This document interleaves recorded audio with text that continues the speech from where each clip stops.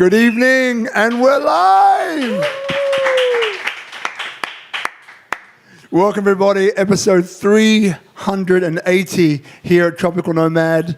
Every Monday, SpeakuP Monday, Destination Indonesia TalkShow. Sometimes people forget that it's actually Destination Indonesia, which basically means it's like a beautiful way for people not here in Bali or Indonesia at large to get a really good grasp on what kinds of people are here, what are they doing, what's the sensation, what's the vibe, what's the sentiment here in Indonesia directly.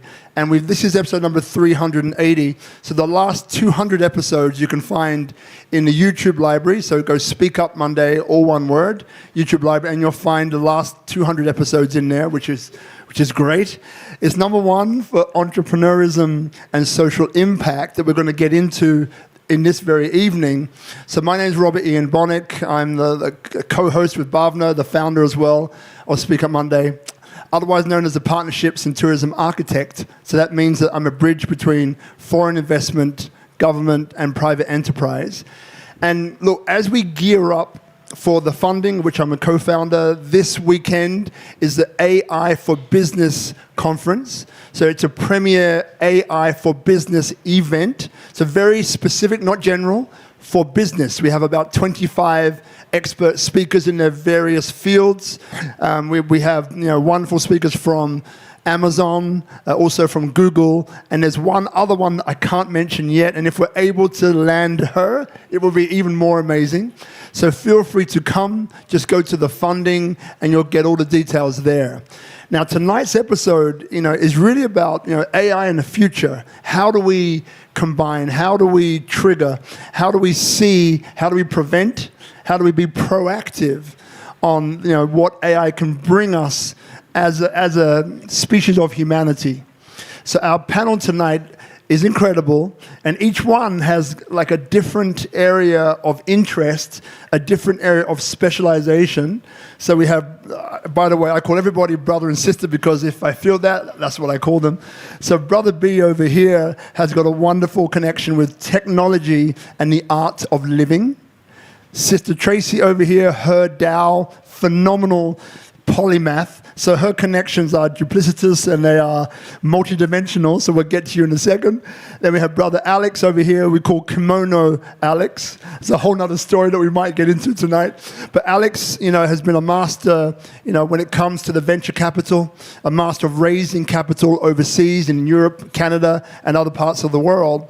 And he's created and put together this incredible group called Ecosystem Transformation. And it's really solution-based, 400 of the best stakeholders, entrepreneurs in Bali and Indonesia at large. And it's a wonderful group. You should get in it or see Alex afterwards. And then we have my brother JP, who is another phenomenal guy.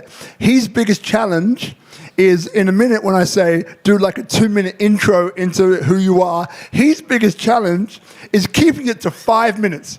Because he's done so much, but we're going to get there in a minute. So as you're about to see, it's an incredible panel. It's a great topic.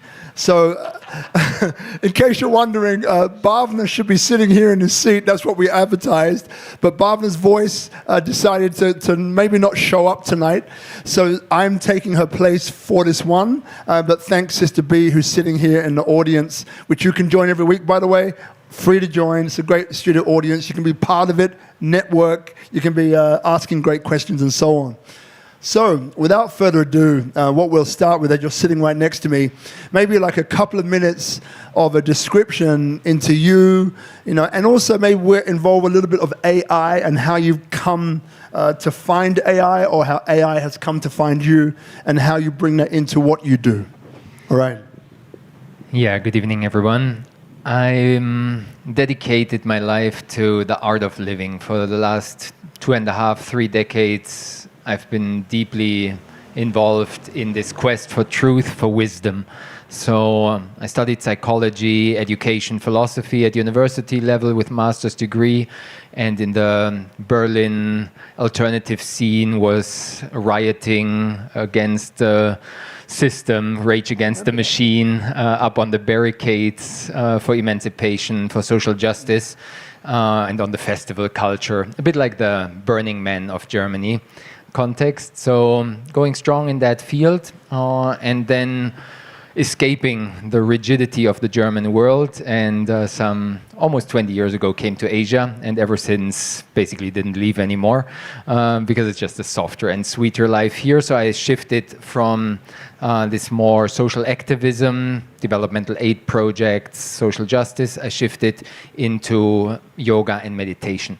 So spending years and years with great masters in India, sages, yogis, saints, and was sitting at the feet of really the grand masters in that field. So not just modern mindfulness, but profound spiritual transformation, the wisdom traditions, and integrating the best of the good old days with modern context, applying it, integrating it in the context of our modern lifestyle.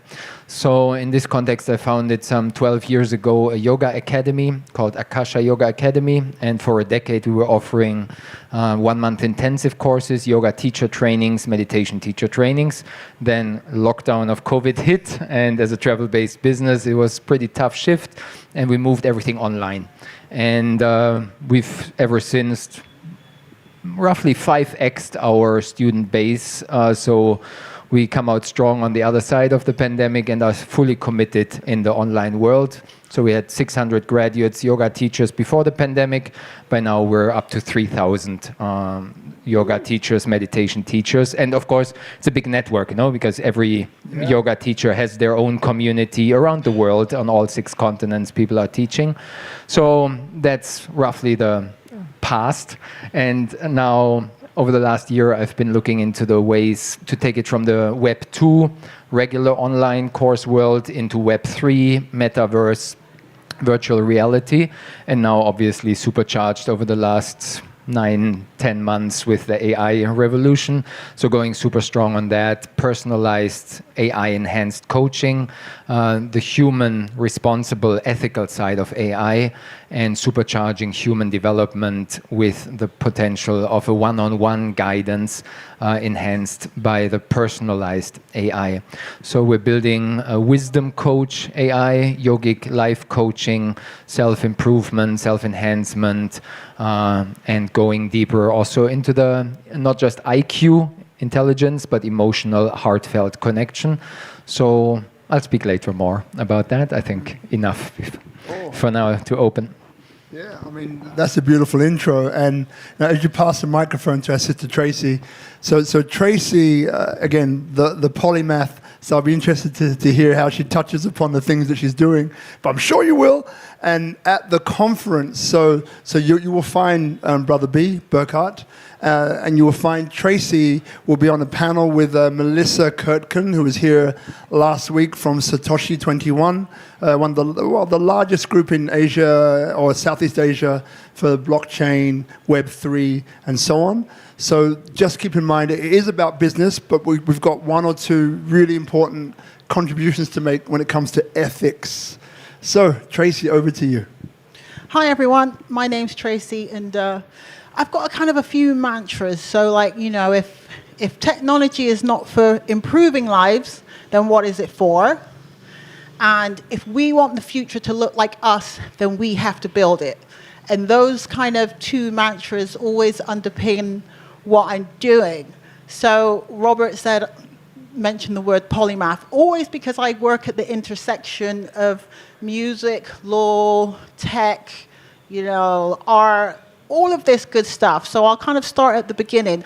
I'm actually a musician, right? So I started reading music and playing Spanish and classical guitar at the age of 9, right? So, and I was raised in England on a council estate, we call it. I think in the US, you would call it public housing or something, but I led quite a bougie life in this in this council estate. So I learned that, was learning electronics and languages very early, etc., etc. Anyway, let's cycle on to being a musician and traveling all around the world. And the great thing about being a musician was that we were making really futuristic sort of cutting edge music, and that kind of feeds into, I don't even call myself techie. I think I'm just a futurist. So wherever the next thing is happening, like that is where I need to be,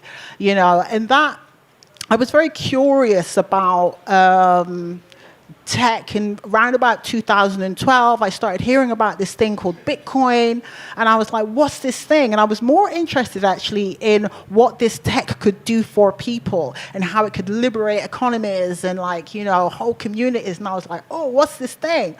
So yeah, you know, that's how I found Web3. But like, I always wanted to be on the building side. You know, yeah, I traded a few shitcoins, but I always wanted to be on the building side. And round about maybe 5 years ago, I started data research.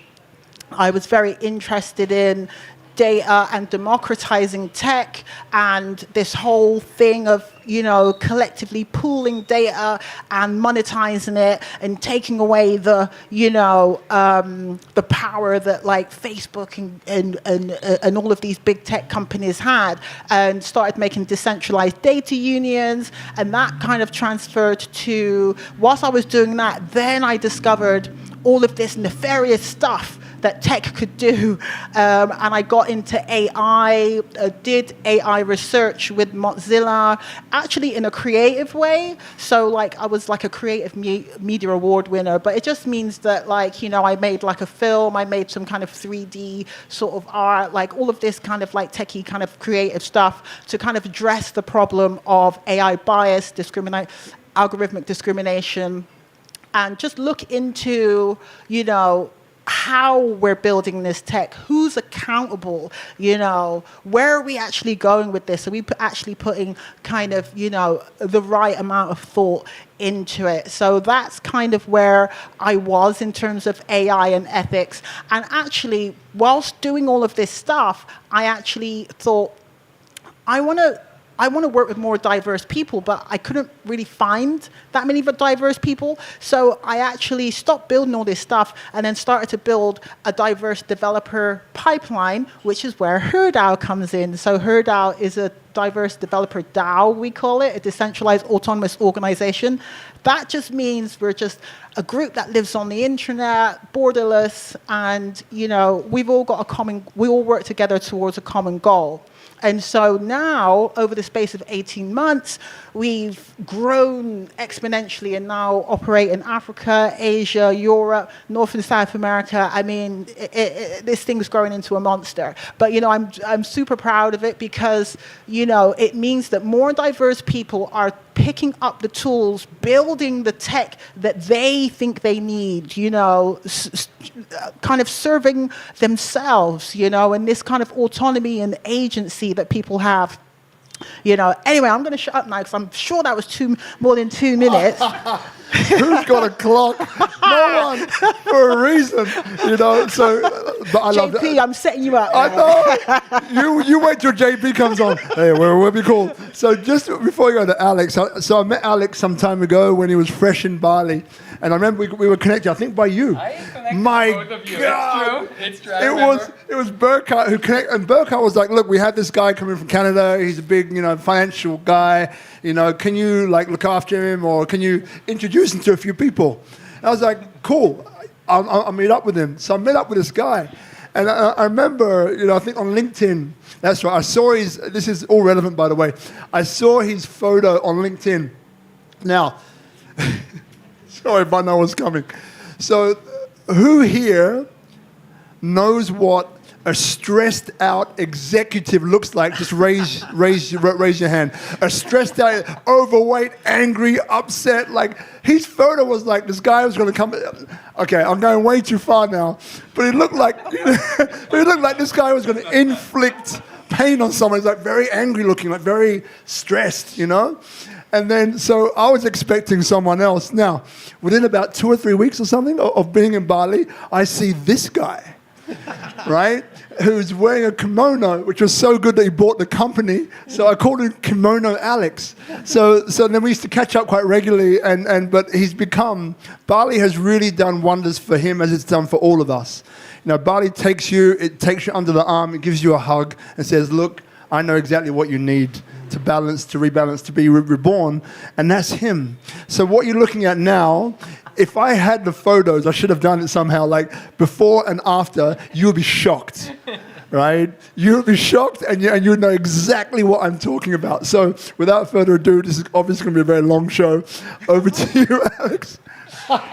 Thank you, Brother Bonnick. And now for my 30-minute introduction of me. Back when I was a little boy, 6 years old. Not from Nova Scotia.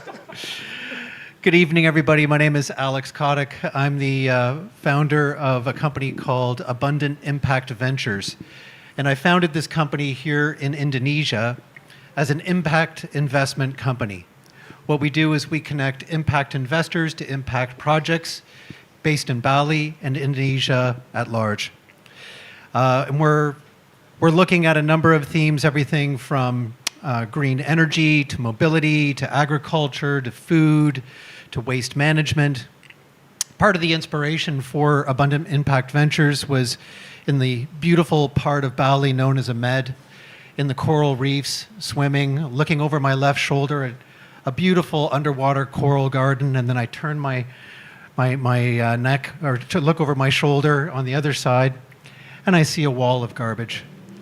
And the thought that I had at that time wasn't really, oh my gosh, this is so bad for the environment, and it's terrible for the environment, don't get me wrong.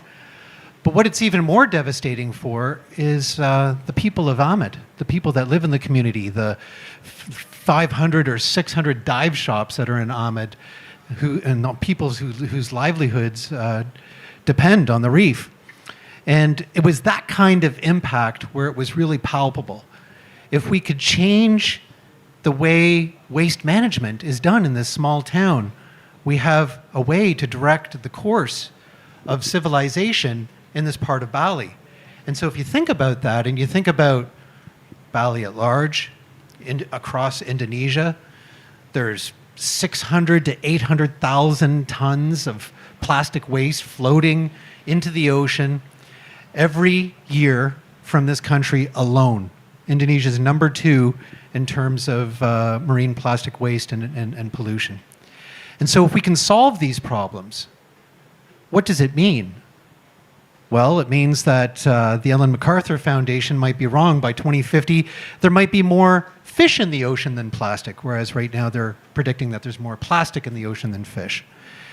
And so bringing this back to AI, I look at AI as a wonderful opportunity, a wonderful tool to 10x each and every one of you, each and every one of us.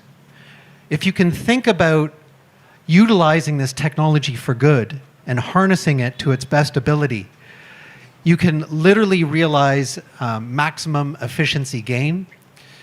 I'll stop there for now, but prior to getting into impact investing, I had a 23-year career in management consulting, mostly management consulting roles.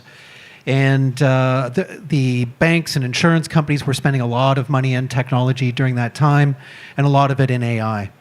And so I was developing products and services for large enterprise companies, everything from voice recognition platforms to digital oil field platforms to big data analytics platforms that could predict with a high degree of certainty who was going to be at credit risk or who was going to be a safety risk depending on their movement patterns in society. So I have a deep appreciation for the power and capability of this technology. I share Tracy's concern that the technology can be harnessed to do misdeeds. And this is true for just about everything in society. And so we need more people like Tracy thinking about those use cases and those opportunities to introduce ethics into the equation. So I'm looking forward very much to tonight's conversation. Thank you, Robert, for inviting me. And now for the 65-minute introduction by Brother JP. Over to you. Greetings. Thank you. I'll keep this short. So my name is JP Eaglin. Originally from the States, Chocolate City, Washington, D.C. Represent? Yeah? Yeah, you too? All right, great. So I've always combined three things. The arts, technology, and impact. So as a child, I think I was 7 years old. I had my first computer, a Commodore 64, and was coding Pascal and Fortran and DOS. That led to C, C++, C++, to getting in the web and Web 2 and all that gravy stuff. But I was always surrounded by artists in my family, like from grandma and all my aunts and uncles. My mother's a painter. My uncle's a badass painter and singer. My father can sing like an angel. My great-grandfather adopted Mahalia Jackson, who was the godmother of gospel music and the first African-American to play Carnegie Hall. My grandmother was her pianist and background singer, so I grew up with 3 pianos in the house, and that was my first instrument. And we were all about impact, like I come from, half my family was enslaved for 400 years. And, to get through that, you have to have a certain level of strength and fortitude and strength and soul and God through music, through the arts, to articulate how we move forward in the future. And technology has always been a great catalyst to share this message. So, and art has always been the message of the people. It gives, I've always seen myself to be a voice for the voiceless. Someone who fights for someone who has no hand to fight. We're gonna punch through that wall for you, So when I was 23, I was co-founded my first school. These were charter schools in Los Angeles. Today we run 26 schools. About 15 years ago, they got named the most successful charter schools in the nation. Our first community had a 75% dropout rate. We immediately turned that into a 96 maturation rate to 4-year university. No one had ever done this before. And we built schools in Compton and Watts and Inglewood and Venice, and like we're not going to Malibu or Santa Monica. We're going to the highly needed spaces. And through that experience, it taught me that anything is possible, because when we were developing these schools, everyone said that you couldn't do it. We failed for all these generations because of X, Y, Z. Mom's on crack, dad's in jail, they're poor, they don't speak English, they're immigrants, blah, blah, blah.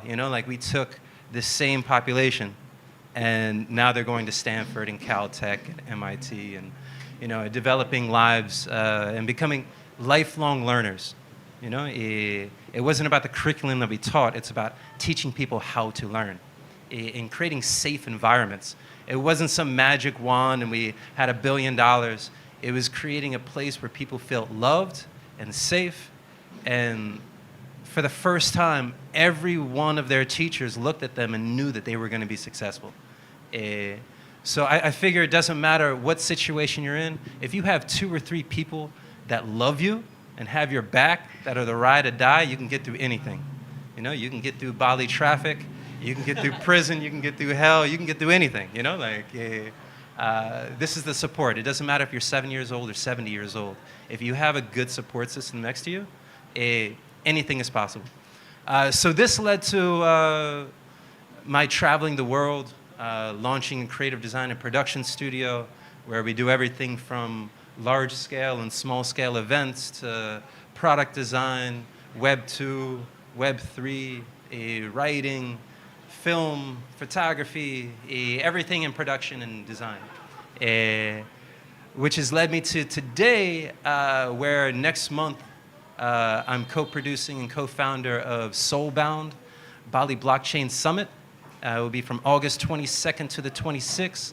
It will go from the Bali Blockchain Center to Ulu Cliff House, to a couple after dinners of CoinFest Asia, to our brand new facility, which is going to be the new Tropical Nomad Creative in North Canggu, which will host our motion capture studio and AI department. From Rouge Mocap and Adrian Blackwood's Spatialist, Superhuman, who's been on this show many a day. So one of my gifts is recognizing talent. So my mama always said, it doesn't take a full day to recognize sunshine. And I have tuned this over my lifetime to find amazing people. And I've dedicated my life to bringing amazing people to solve a lot of the issues that we're facing today, whether it's recycling, water, education, healthcare, you name it, let me help facilitate you. You know, like you have a lot of skills, all right, let me help pair your skills with this other person that complements you perfectly. Looking at your personality types, you can crush it together. Let's all come together. Let's find some money. Let's find some marketing. Let's go. I figure there's three things that make a successful project. You have, and you only need two of them. You'll find the third, right? You can have a great community, amazing technology, and capital. If you have two of the three, you'll find the third. If you already got the money and you got the tech, you can build your community. If you have the community and you have the tech, someone with capital is going to want to jump on, and you can do the rest of the map. So, wrapping up my 95-minute dissertation, I take it back to Brother Rob. So as you can see, what an incredible panel of people, right? Each one has got their own energy, their own vibe, and the soul and the heart that connects all of us and all of you, actually. So I just want to say that this show is in association tonight with Bali Solve, who are doing incredible things for travelers and expats to make smarter choices, right? So our first question, it feels like half the show is gone already, just on the intros. So the first question would be a straightforward one, and for each one, we'll keep it to a minute. Good luck, right? Maybe 2 minutes. So firstly, how are you leveraging AI in what you do? Yeah, so in our yoga meditation school, we have around 25, 30 staff, half Indonesian, half Western, and right on the release of GPT in November, I directly turned myself into a prompt engineer and told my video and media team, 5 people, if they don't wake up, they will not survive the next decade. So I actively pushed them to adapt all the latest technologies coming out. So we're in many ways a media studio, and there's so many possibilities there. And it just became obvious to me that things we were considering in like a year ago, June, July last year, would have cost $100,000. Now it's kind of $2,500, $12,000, so a 10x or more price reduction. So I saw the huge possibility. So we use it on a daily basis for copywriting, marketing, the whole text-based topics, obviously, marketing strategy. One secret tip I can give you, there's a famous book called $100 Million Offer by Alex Hormozi. Then you can, and GPT-4 knows that book, so you can prompt it. I have this business. This is my direction, my target group, my product. Now, please apply the recommendations of this or that marketing book to my business and brainstorm with me ideas. And it brings together your business with that marketing strategy. Just one example. $100 million offer. By Hormozi with Z, Alex Hormozi. He's just releasing next week, 2 weeks, his new book, $100 Million Leads. He's amazing. If you see him on YouTube, he's killing and crushing it big time. Check out Alex Hormozi. Anyhow, so strategy, bringing it in all areas, from text, brainstorming, business development, marketing, media, photo, video editing. The new version of Photoshop, Adobe Creative Cloud is amazing with Firefly integration, awesome stuff. So we use it on an ongoing basis in our business day to day. And apart from the internal, now our mission is to bring it external, create products out of it. Basic things would be to develop a chatbot on your website for sales. So you just feed it all your FAQ, all your knowledge base, all your website, email, text, brochures, whatever. You feed it into the database, and with natural language, it can answer all of the questions of the customers coming. And it's really easy, and it's really high quality, super easy. There's so many chatbot offers out there. That's a basic. Then customer support is the next one where you can take it fast. That's student service, supporting the people on their journey.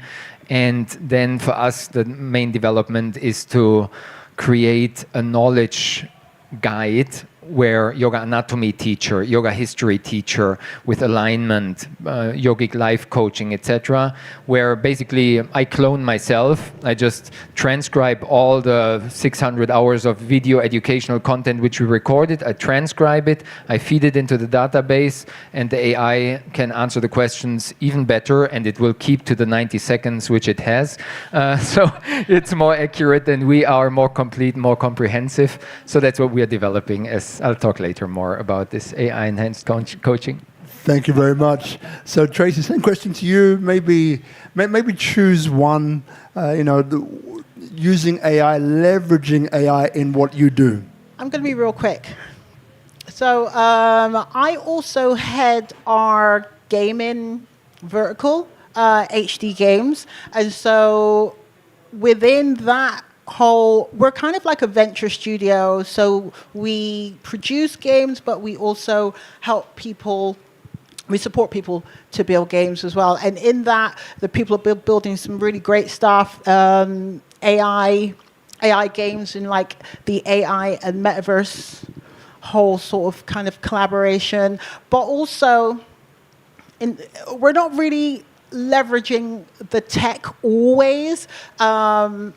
As I mentioned, we're kind of looking at the whole kind of AI space and how we can culturally kind of make it a safe kind of space for people. So as part of my Mozilla research, we actually set up a organization called the Black Tech Task Force, which actually kind of monitors the landscape and actually, talks to governments, etc., about, how we can make things better, how we can kind of influence policy, how we can help them create policies, etc., etc. So that's basically two ways in which we leverage tech, AI. Thank you, Brother Alex. So over to you. And I think we mentioned earlier on about, well, if you can touch upon it maybe. Yeah, so how you're leveraging AI in what you do, maybe in the ecosystem transformation or whatever you're feeling. Yeah, 100%. So like I said earlier, ChatGPT has the opportunity to 10x your business. So specifically in my business, it's very content focused, right? You're evaluating deals, you're striking contracts, you're striking agreements, you're marketing your services, you're reaching out to stakeholders, and I use it for all of the above. When I'm drafting a contract, especially if it's a new contract that's non-standard, I ask ChatGPT to evaluate the sections in the agreement and to give me feedback on what can be strengthened or where the areas of weakness are. Just the other day, I was dealing with a founder who was miffed at the fact that this wonderful company was just raised $37 million and his company hasn't received anything. So I asked ChatGPT to do a compare and contrast and give me a template for the analysis that I could then give to this founder to fill out. He would do all the work, and it would basically explain why this other venture had raised $37 million and his had raised $0. There's another case where I run a large community of around 400 stakeholders, everybody from government to investors to private citizens to people in the impact venture space. And I needed a way to communicate who we are and what we do. And so I went to Midjourney, I created some imagery, I can't even remember the tool sets now. I used ChatGPT for the script, but I created an avatar that spoke both English and Indonesian and engaged the community in dialogue on what it means to be focused on regenerative ecosystem transformation and what it means for the local community. And then the most miraculous thing happened. I found myself at a beach cleanup surrounded by beautiful Indonesian children. I don't think very few of them understood English. And suddenly I had a tool to show them and engage them and say, here, just watch this. And it was interesting and engaging because it kind of looked like, a mermaid and that sort of Midjourney-esque type stuff. So I find that if you can look for these ways to amplify what you already have inside of you, what you already do, what you're already passionate about, and bring that to the forefront, that's what matters. That's what matters most. Beautiful. Thank you, brother. So, JP, same question? Yeah, so August 14th, we will open up the doors of our Academy, Incubator, and Production House. And one of the major curriculums will be AI. I've been deep diving AI for quite some time, and I've always been fascinated by it, but it's the fastest growing technology in the history of technology. And whether we are scared of it or not, it is going to be our overlord. So be the best friend of AI and get ahead of the game as fast as you can. So in the Academy, we'll be teaching it. In the Incubator, we're going to be recognizing the best tools that are going to be developed on using this technology. And then in our production house, we're going to be developing tools like nobody's business. There's lots of verticals. Every single company in the planet is going to be implementing AI into its structure. So from corporate training to, so we're going to be teaching Indonesians for free, by the way, as well. Like, we're not charging Indonesians any tuition, but we will be charging corporate entities how to onboard and do a seamless transition of implementing this technology. Currently, I'm constantly in Mid-Journey every day. Like, I've been designing in the Adobe suite my entire life since version 1. And then now I'm creating images in minutes that used to take me weeks. ChatGPT's in the fold all day long. We have our team constantly developing new tweets and social media campaigns and introduction letters and all this stuff. And when he says 10x, it's true. Like, it usually ends up being more like 4 or 5x, but it's still baby time. Give him 6 more months of using it, and like, you'll go up. If you're a developer, your production level is through the roof. So, like I said, I'm always looking how to implement these technologies of how to make our lives better and how to solve the problems of the future. So, how do we make farmers, and how do we create more sustainable farming? How do we like I've been in the blockchain for a while as well, and I wasn't into it for crypto or any of this stuff. It was, how do we create more impact on it? So I want to change the paradigm of philanthropy from giving a donation to owning a digital asset that comes with transparency and accountability. So, and then you create a community through this NFT, and you can track your impact. So the future is all about proof of impact, right? Like, all these companies are saying that they're green, but they're just greenwashing, right? So the blockchain and AI are great tools to be able to judge if this company is actually sustainable, right? So thinking sustainably is the only way that we're going to survive on this planet, and AI is going to be a great tool to leapfrog us from actually giving real answers to just theoretical ones, So yeah. 14th of August, North Canggu. So, a question for everybody here. So, do a quick show of hands, who's actually using AI at the moment? Just raise your hands. Great. Who's not using AI at the moment? Raise your hands. Yep. Okay. So, the next question then, in that case, as most people, 90% are using AI already, what do you see, each of you, in terms of and JP, you touched on this already, in terms of the possibility, and then also in terms of what do we need to be aware of or beware of?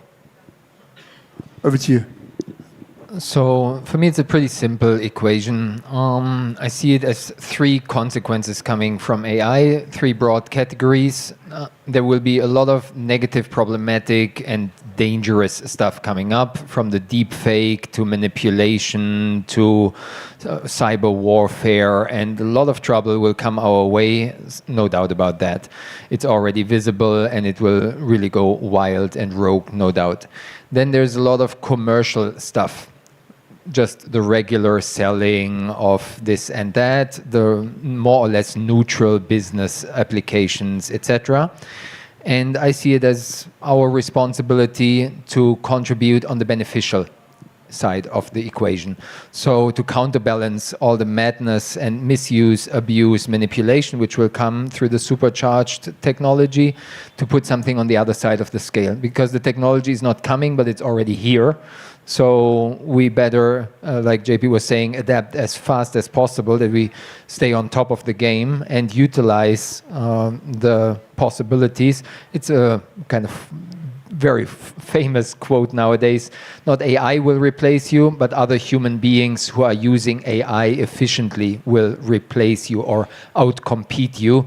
Because on a business level, what we're mostly speaking about, it's just the efficiency. It's of course great for oneself to get ahead with 4, 6, 10x, but it will be just a matter of survival in the next years. Businesses and even human beings who don't adapt will just in many ways fall behind. And that's scary for many if they are not willing to adapt, and it will bring lots of confrontation. So making it relatable, helping people to overcome the fear and seeing a humanized and responsible ethical AI, empowering the people, using the technology to give support to underprivileged people. For our context, making life coaching accessible for everybody. Because usually you pay at least $30, $60 per hour for a professional life coach. Depending where you are, it can easily be $100 or $200, $300 per hour. Who can afford that for more than 1 hour per month, 10 hours per month? So Robert Bonnick charges at least a G. At least a G. Yeah. He starts at a G. Right? Exactly. A G an hour for your time? Yeah. Roughly. Exactly. 20%. So, exactly. For us, it's making it accessible to the majority of people in the underprivileged countries, but also in the wealthy first world countries. There's a lot of underprivileged people, obviously. And on the one hand, just an AI freestanding life coach, which is very affordable, just monthly subscription, etc., scholarships. But also what our mission is with a B2B application, business to business, to give these tools to other coaches so they can amplify their impact. So they can make themselves available on a whatever once per week basis, but 24/7 their AI clone can be available for their mentees, their clients, and provide support and guidance. And that supercharges obviously the impact of self-development. Well, apart from being replaced, I don't know how I feel about that. But we'll move on to that. Yes. So we move to Tracy. Same question, if you remember the question. Not really. Good. So what future, using AI, right? So what is it, the opportunity, and what should we be aware of, meaning beware of? So those two. I mean, obviously, as people's touched on, it's going to improve people's lives. It's going to make our tasks a lot more efficient. Say, for example, I was writing a law essay the other day. So, it's not going to replace people and legal writing, but like what I was able to do is kind of like ask it questions and write kind of like an outline of an essay and all of this stuff. But also, ChatGPT is a liar, right? Because you do have to check your references, and you can't just cut and paste. It's not a cut and paste scenario if you're using it for kind of like academic work, but it does give you a lot of insight and it does help you. So it's a great assistant.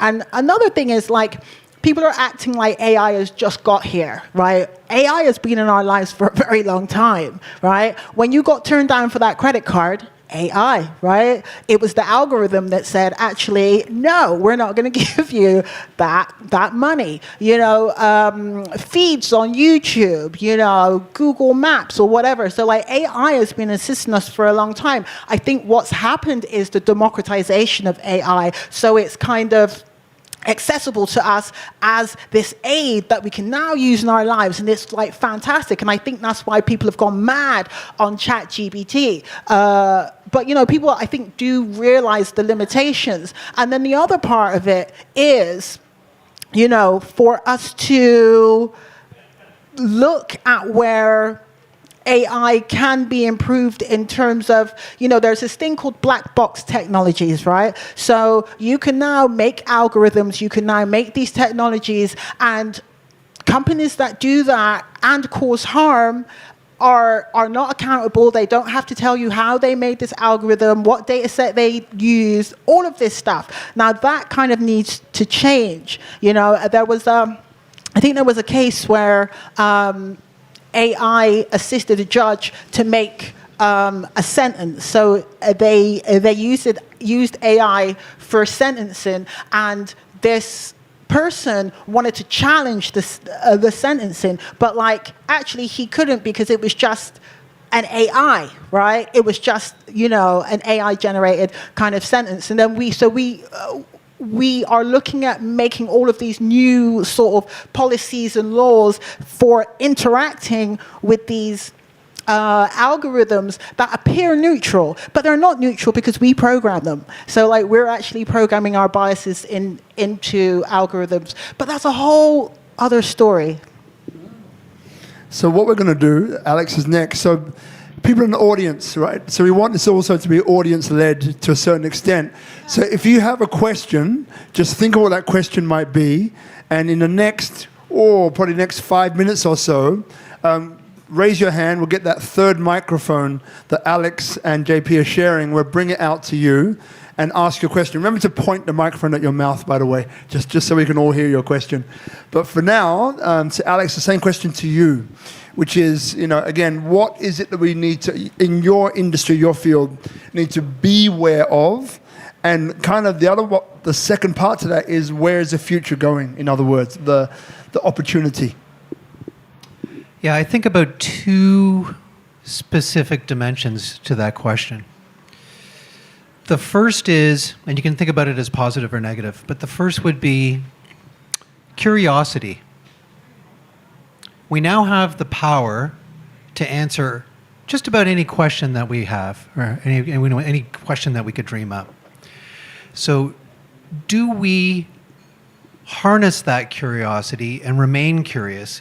Because it's easy, and I've seen people do this, where they ask questions that could be so easily looked up, right?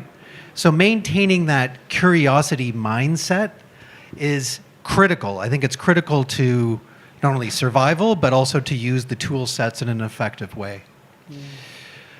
On the negative side of the equation, I've seen in the community that I manage, and friends and relationships that I manage, in society that we've observed as well at large, the weaponization of AI. Look no further than Cambridge Analytica and what they were able to do with big data sets and A/B testing and learning about what will yield a specific outcome in terms of content and forwarding and sharing ideas and this whole network effect of memes.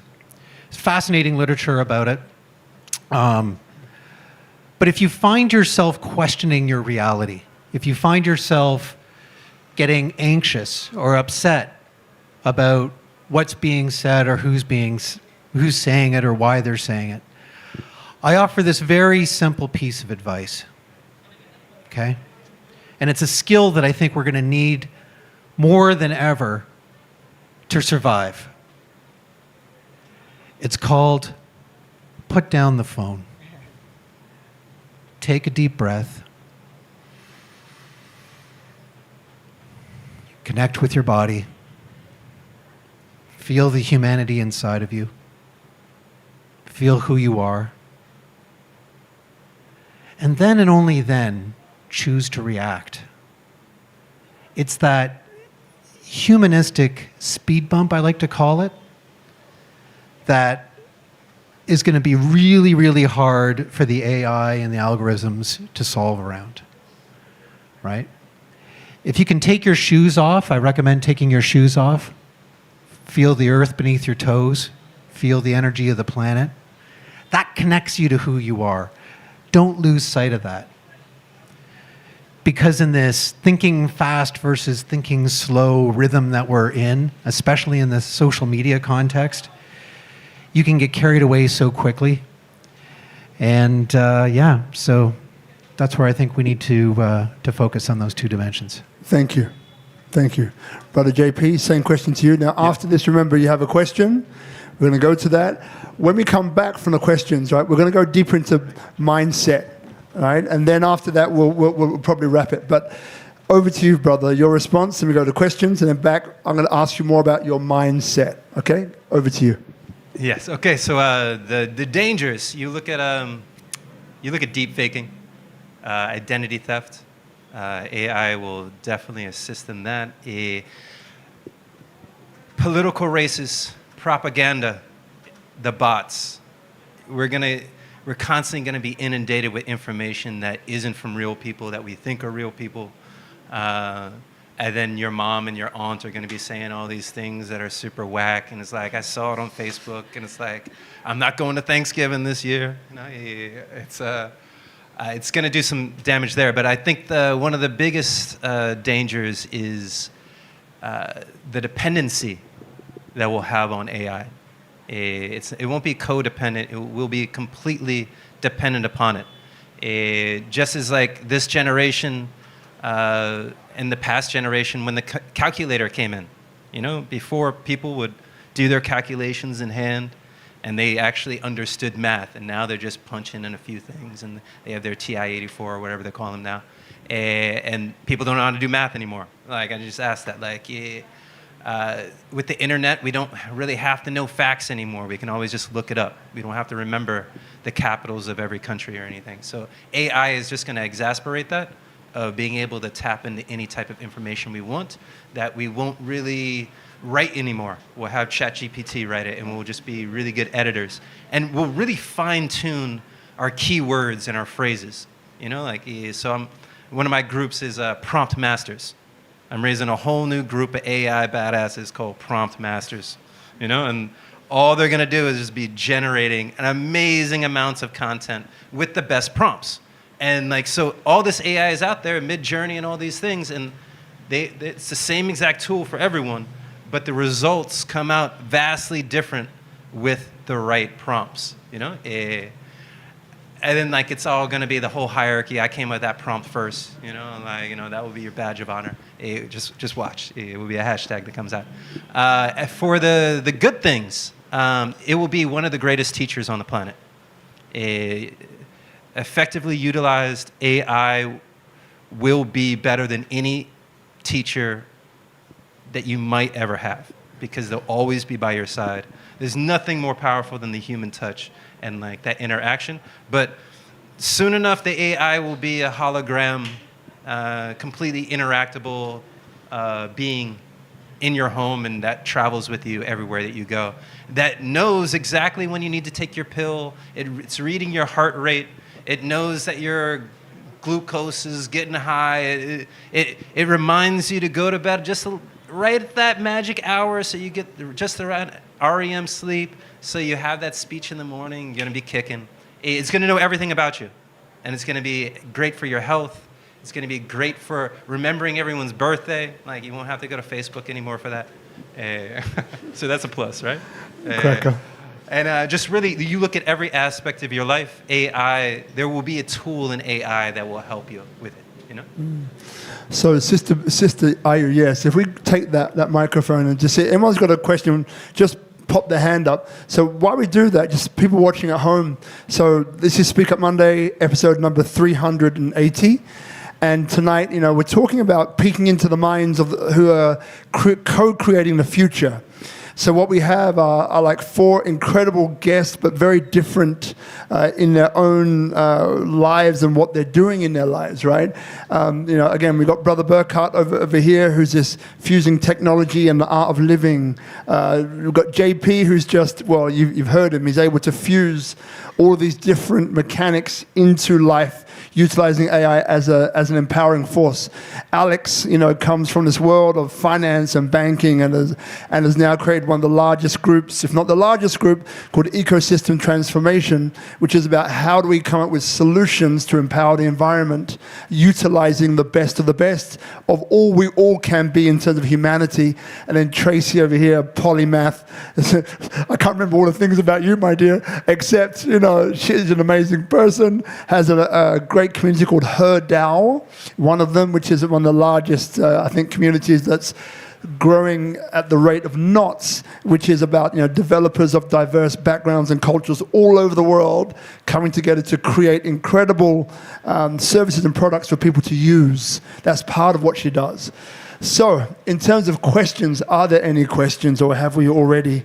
There you go. So we're going to take the mic over to you. By the way, you will be on camera. I forgot to tell you that before, didn't I? You will be on camera, but my Englishman over here won't mind that at all. And there will be a time after us to have questions that maybe you don't want to be on camera for. Hi, thank you. Firstly, great panel. Really nice to hear everyone's views. So I work in the language sector, teaching languages across Spain and France, and I'm curious to know what your views are on how AI can enhance language learning, because I feel it's a bit different to, for example, with yoga, if you're being instructed something in the same language and you can retain and acquire the information, but when it's in a different language, it requires a different skill set. So I'm interested to know your thoughts on language learning and AI. Oh, definitely. There's a lot of tools already available.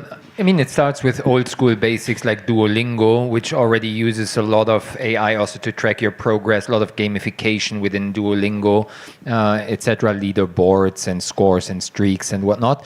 But a bit like JP was saying, AI will become a truly capable teacher, tutor, which knows exactly your knowledge level, knows if you're more a visual learner or the auditory. It will engage you in conversation. It's not just about you ask it questions, it gives you an answer, but it can be programmed in a way that it prompts you and asks you the right questions, Socratic questioning, engaging you in dialogue, activating you. Very powerful. There's many companies working on this already. Thank you. Great question. Graham, just pass the microphone forward. Yeah. Another Englishman, I believe. Hello. We're on the cusp of something exhilarating. Hold on 1 second, just to wait for Guzman to get the mic going. Hello. Testing. There you go. So we're on the cusp of something exhilarating yet terrifying at the same time. David Bowie on the internet. So I'm shitting myself about this, but also very excited. But I'm also really overwhelmed with when I look at my Instagram feed and I see an app for this, an app for that, an app for this. Like, where do I start as a novice? I mean, I feel like, apart from last week with Web3 when I had no idea what anyone was talking about, but now I do a little bit. I'm still fairly new to this, and I'm just using ChatGPT to do things on my website, write the shipping policies, etc., and it's really helped me out a lot. But what is the basics that I need to understand? What should I start with first? And actually, I'm really excited about the academy. I want to talk to you about that afterwards. Beautiful. Great question. So who would like to answer that one? So where do you start? Right? I'm looking at JP. I don't know why. Because he's going to do a language teaching course on it. That's why I'm looking at you. Our current best teacher, YouTube. Yeah. There's amazing, cats are just deep diving every single day, and they're coming out with their top 10 lists every week. Every single hour, there's a new tool being released. And it's like, oh, ChatGPT just got beat. And then next week, ChatGPT releases a new release. And it's like, oh, no, we're back on top. And it's like, but every week, you're going to have a whole bunch of cats on YouTube that all they're doing is deep diving on this, and they're doing all the research for you. So then listen to them. They'll have their links in their chat. Click on them, play with them. Most of them are free. I think one of the great answer, but I think what you're really asking is, how do you get started? And this is what I learned on one of the panels that our sister Bhavna was hosting. It was almost like, where do you start with AI? So it's almost like saying, well, what is it that I do for a living or in my spare time? Now, how can I slowly integrate, or very quickly, integrate AI to replace one of those things that I'm doing? Is that a good place to start? Because when I look at YouTube as well, I'm like him, I get a headache, right? It's like, oh my God, there's so much. So in terms of a little bit more specificity. Well, my desktop's already really messy. Look, his desktop is a nightmare already.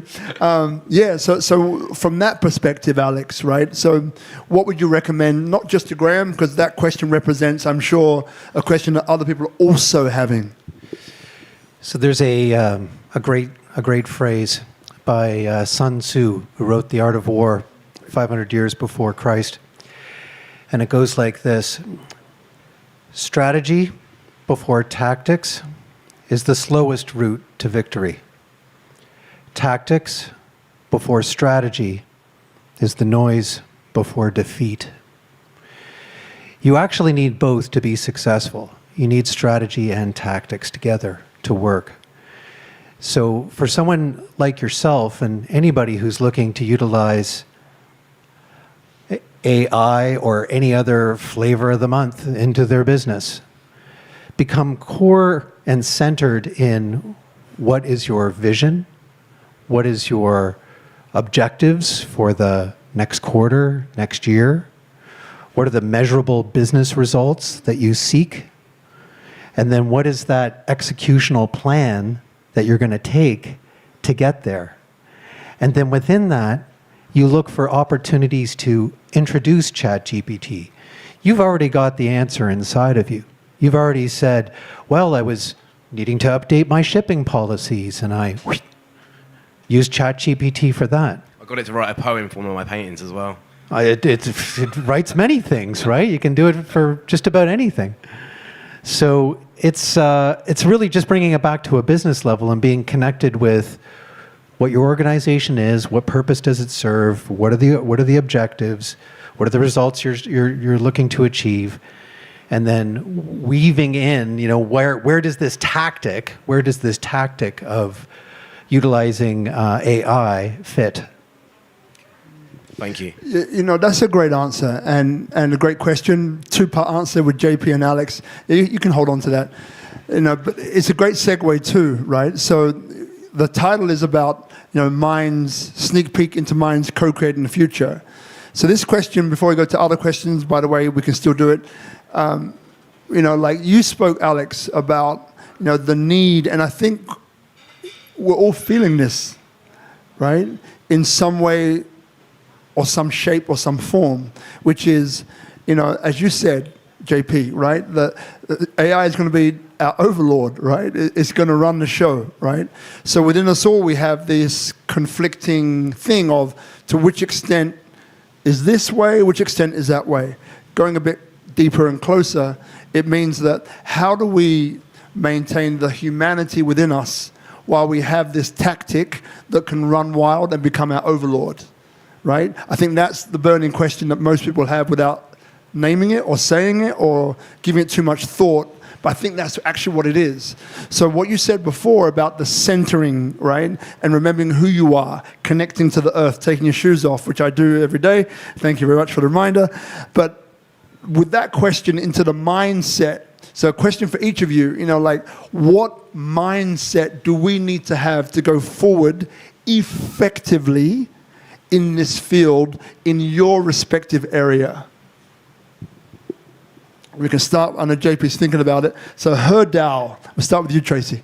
I think for me, in terms of mindset, I think people have this vision that AI is going to take us over and, all we're going to do is we're going to be sat in front of the screen and we're going to be immersed and we're not going to connect. But actually, if we look at a future where AI is super useful and it does assist us in all of the mundane things we don't want to do and in all of the business stuff and the academic stuff, etc., that actually leaves us a lot of time to connect and touch grass, right? And so actually there could be movements that, we have all of this time to actually nurture ourselves, because we can have like a digital twin doing all of the stuff that we don't really need to be doing. They could be doing meetings, they could be searching for stuff, they could be doing all of this stuff, right? Which means that we are free to bond with one another. So I don't actually think it has to be a dystopian future,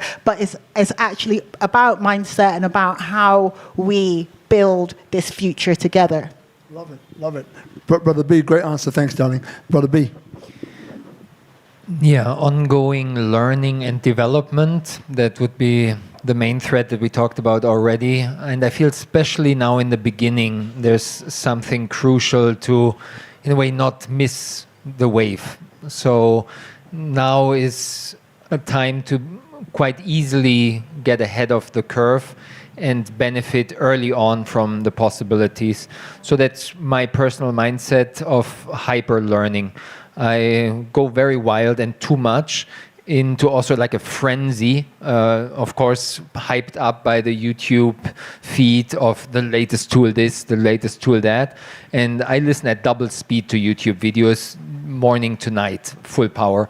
So I feel it as kind of a possibility for me to just now make a big leap forward. And I've been on the other end of the spectrum, hiding in meditation retreats for months and years, almost a decade basically hiding in caves and retreat centers. So I missed the social media curve, and I was just like, screw this, all type of superficial social stuff. So I missed that one, but I feel, no, I'm not going to miss the AI curve. Now is the time. And I listened to all the masters. I try to catch up and see what the experts who developed these things over the last years and decades, what they have to say about it. And what one of the striking things is, they've been talking about the exponential age, the singularity and the acceleration and so on, it's going to come. They've been talking about it for years, but now they're like, whoa, like we knew it would be super fast, but it's like insanely fast. They cannot even keep up. So the development is like so accelerated because it's exponential upon exponential. And this is a standard message that as humans, we are not good in judging exponentials. We think too linear. So my prediction is that listening to all those experts, I'm not an expert myself, but I listen to all of them basically, on the positive and on the warning negative side. I feel for another year or so, it's going to be like a bit of ooh, oh, ooh, hey, but nothing really changing yet. But starting in a year or so, following that 2, 3, 5 years, it's going to be pretty wild, pretty disruptive, and big changes are coming our way. But we can prepare now to stay ahead. While staying grounded and going for walks, connecting to nature, breathing, meditating, mindfulness. Are we then like, are people in danger of being behind the curve? Will they be in danger? In some ways, economically, possibly, would be my vision, yeah. So I go to Alex and JP just to answer. Though you've kind of answered that question, Alex. If you have something to add to it, that's cool. If not, feel free to pass it on to JP. Yeah, just briefly, the mindset that I encourage everybody to have, whether it's AI or otherwise, is growth, abundance, and curiosity. Right? Those three things will bode well, especially in any disruptive time. Curiosity, probably the most important. Challenge your understanding, right? Challenge the post that was sent to you. Challenge the frenzied person on the other end of the chat who's freaking out about whatever, right? You pick the thing. And just connect with yourself and say, is this true? Is this who I am? Is that who they are? Is that who we want to be as a society? I'd just like to give a big round of applause to Bali. This is 12 months right here. He's shoeless, a Zen master.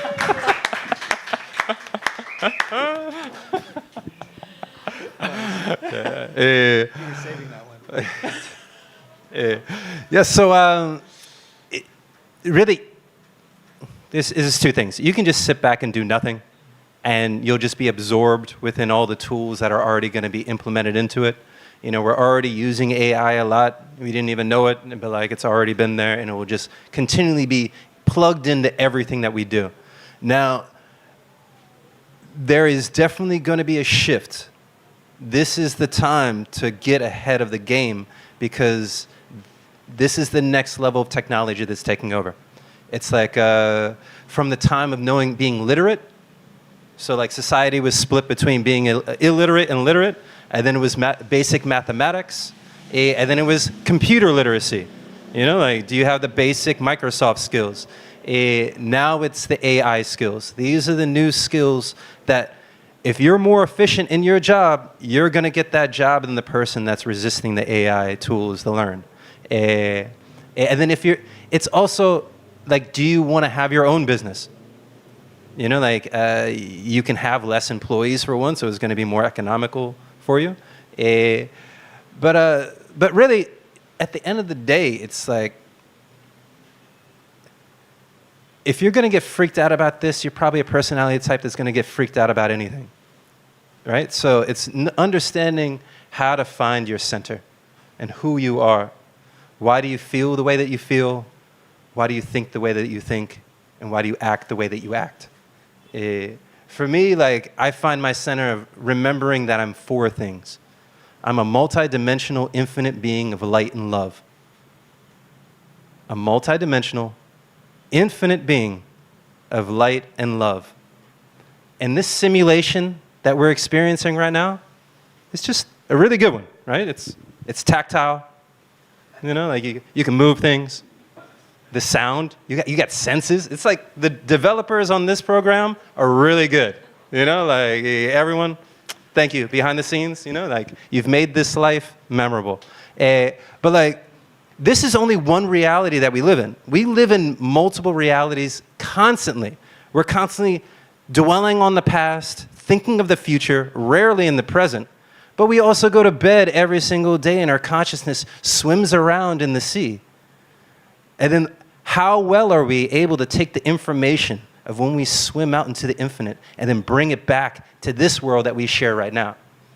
You know, so these are some of the explorations that, like, if you're ready to get down and dirty like this man right here, find your new path where you can be free and barefoot and breathe. Just remember your breath. Like, we breathe every day. How often during the day do you think about your breath? This is what brings you back to center. You know, anxiety, like, we are multitasking like we've never multitasked in the history of humanity. And this brings new anxieties, and social media is just breeding a whole bunch of insecurities. You know, so being able to unplug and get away from social media as much as possible, that's one great mental health gift. And that will help you along the way of dealing with all this AI as well, you know? And another great thing about AI, like, I'm actually working with a group of people that are developing a mental health AI assistant. You know, so it can be right there for you to give those guiding words and, like, you know, to tell you no, not to buy that round of shots for your friends, you know, to call the cab, take you as the bed. I'm loving the call a cab. So look, what we're going to do now, there's one last question I have, which will be like a wrap-up question, asking for something specific from everyone here. But before we do that, does anyone, like Bhavna sitting there, have a question? Okay, no problem. And I wrote them down, can't read them anymore. Okay, so no, yeah.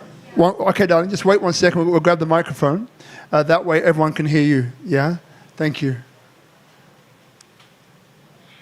All right, the microphone is coming. There you go. You just wait a second and we'll mic it up and get it ready so that we can hear you. All right, good? All good? Hello? Yeah. Okay, I just wanted to ask kind of like a future question, because my sister has 3 kids, all my friends have kids, and I'm wondering what you guys foresee with traditional educational systems and how AI will integrate or take over the curriculum that already exists now that I think is redundant anyway. I know a lot of people are talking about homeschooling and computer schooling, and, like, do you think that we will be doing math, English, traditional testing, or, like, what do you envision? Maybe each one of you can do, like, a little brief, like, what is the school of the future? Great question. I'll start off by saying I have 2 kids, 7 and 9, 2 girls. My godmother was here. She's a very studious person. Did very well, still doing very well because she's still alive. Doing very well. Her son is about to become a doctor, and he will specialize in psychology and go deep into trauma and counseling and that side of it. So we had this conversation, right, about that. And, you know, we're at that space and that time where it's like, well, next year they have to go somewhere, is in our mind. We've been homeschooled up until now. My beloved Marina has done an incredible job with them. And they're beautiful kids, right? So here's the thing. The conversation I had with my godmother was just this one. And I said, because she's saying, you know, go do this, do this, do this. I'm saying, I've got people, right, who did the whole thing in the US and different countries, but we'll pick on this one to begin with.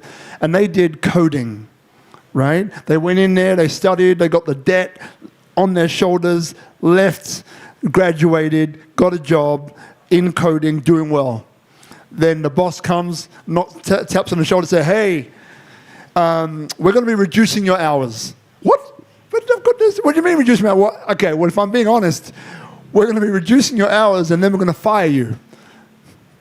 What? Why? Well, because we have this over here, doesn't complain, works 24/7, and just rolled it out as to the reason why this person was going to be replaced. So my point was that the education system is out of step in a huge way. It's not even close. And so my concern is your concern, which is like, well, now next year, what are we going to do with our kids? So what we did is that we turned it on its head and said, you know what, let's do that second, a bit like tactics and strategy. Love that analogy. So we said, forget the tactics for now, let's go to strategy.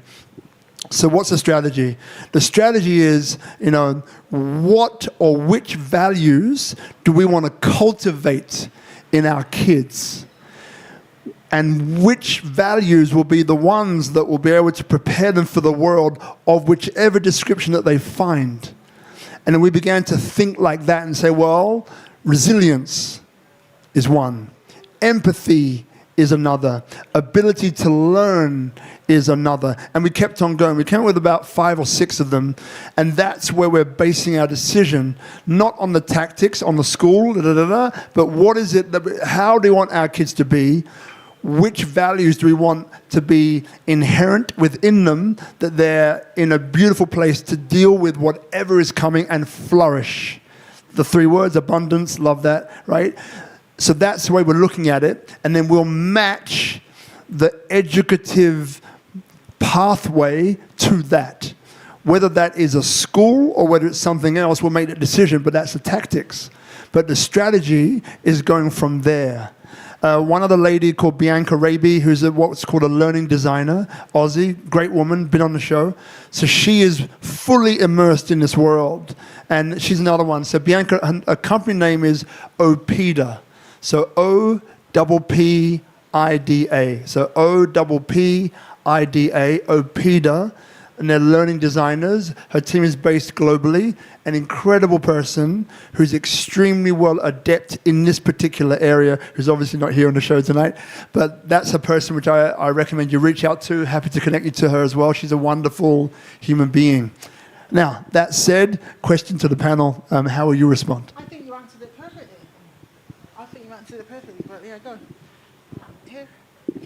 Yeah, I also fully agree with the soft skills, the attitudes, and we mentioned them already repeatedly, the curiosity, the learning ability, the resilience to adapt to all this disruption, fast change. So soft skills will be surprisingly on the opposite end, the key. Coding is more or less getting replaced. At the moment it's supercharged, but will be replaced. So not setting on the mainstream system, I would say, because the institutions will be very slow to adapt. It's a bit like governments. They're super lethargic in their change and adaptation. So going more on the homeschooling, online learning. A famous international players, Khan Academy, K-H-A-N, Khan Academy. They partnered early with OpenAI already for more than a year, and they have an AI tool. So what it will lead to is a democratization of education. And that's actually also quite relevant to see in developed countries. There will be a lot of competition coming towards the developed countries from seemingly underprivileged countries and people there, because access to the internet was already supercharging their ability. And now with the AI, everybody can learn fast. So there's a hope for big growth in that area. Who I recommend in that field is from a company called Stability, who are developing Stable Diffusion, a competitor of Midjourney. The founder is Emad Mostak, and he's on a mission to democratize education and bring literacy to people in Africa and around the globe. So Khan Academy, Emad Mostak, Stability are 2 sources to look deeper. Very emancipating, a lot of potential for underprivileged people because it's at the disposal of everybody, the education. So curiosity, keep on rolling, and keep the soft skills, the humanity, keep the sanity in that disruptive change. Thank you. Great question. And what we'll do, we'll probably move on because I know we're marching on time, but great question. So the other thing, just to add to that, was socialization. That was the other thing we thought was very important, that our kids also need to be around other kids. Yeah, so that was the other thing that we're, again, kind of mixing in there as well.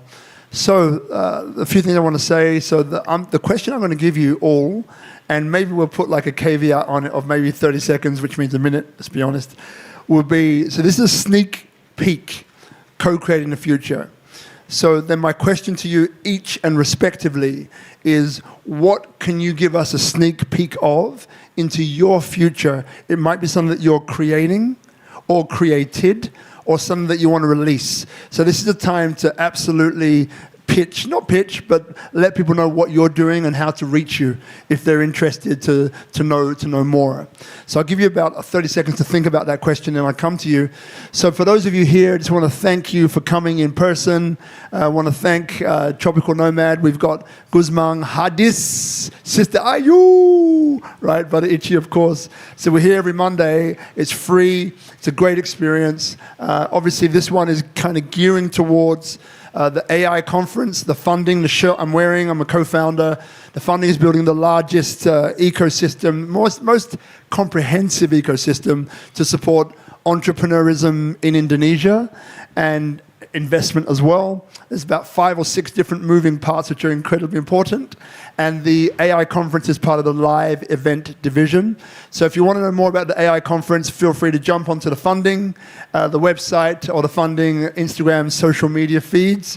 It's this week. Friday is an exciting pitch battle, a bit like breakdancing pitch battle, but with pitching, right? With words, right? That's here on Friday at Tropical Nomad, the kickoff event.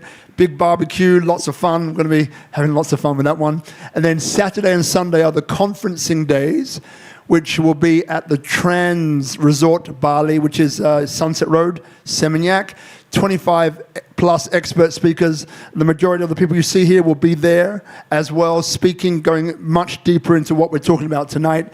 Also have, as I mentioned, Amazon, Google, and one other one that I'm really trying to get hold of right now. It's so close. It's a massively influential organization out of the US. One person is here, so if I can get her as well, that would be phenomenal. And yeah, it's there specifically for business, how to empower your business, not general AI, but very targeted, very niche specific. So I recommend you look at that website, you look at our social media to see exactly what we're doing there, and you can be part of that, which is important. But we will have one very important panel on ethics, of which Tracy will be on, and also Melissa Kurtkin, Ramayan, and maybe one of the people here that I'm thinking should be on there as well, but we'll see how we go. So, and once again, thank you to our guests. Again, they're going to have a chance to answer this last question, but JP, all brothers and sisters, JP, Alex, Tracy, and Burkhart, really appreciate you coming on and showing and sharing us, what's in your soul, because each one of you are different, but we're all connected, right? And I think that people can feel that too. So just thanks again. So deep breath. Connect with the earth. I love this. So we start with you, brother JP. Even though, thanks, Alex. Even though you've given us, August 14, what's going to open up, and if you want to go a little bit deeper into that, you can, or you can bring in something else, like a sneak peek towards what you're working on and can share. So I currently have about 19 projects rocking. This is the whole reason of developing an academy, incubator, and production house. So Connected Capital. This is where we bring the best in tech with amazing finance people, funds and all that stuff. We had a great Genesis event on June 1st in Hong Kong at Google headquarters. We will be bringing it to the Soulbound conference, soulboundbali.com. This is August 22nd to the 26th. The 23rd, we're rocking all of Ulu Cliff House, which is going to be massive. We're going to have panels, we're going to have speakers, we're going to have amazing music, we're going to have a whole bunch of interactive AI and R experiences with VR and all the beautiful tech, all the beautiful people, celebrating all the ways that we can use this technology to bring positive impact to the world. And then there's the Academy, the Incubator, and the Production House coming to the newest location of Tropical Nomad in North Canggu. We have sustainable beverages out of Bali Rain. These are beverages that take rainwater, purify them, into water, sparkling water, kombuchas, jamu, whatever you need for your problems, for your digestion. Low sugar, delicioso. One-man show right there. BaliRainwater.com. For all your design needs, I run a creative design and production studio called WorldwideUnderground.com. Check it out. New updates over the last few years because I've been so busy doing all these other projects, but you'll see about 20 years of projects. We have, what's our other one? Off-chain.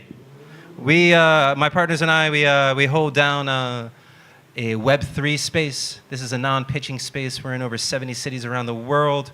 We are also one of the catalysts and voices for this global network. Finding solutions through the Web3 for the problems of today and tomorrow. What else we got? Bali Collective. What else? But maybe we go for Muralfest.com. one more. There you go, muralfest.com. Otherwise, we'll be here all night. They're all coming out with updates. God. All right, I love you, JP. All right, so Alex, over to you, brother. Is there anything, like a sneak peek that you'd like to lay upon people? Maybe it's something where the ecosystem transformation group, where you'd like to take it, maybe empowered using AI, for example, could be something. AI related, yeah? Yeah, let's keep it AI related now. Okay.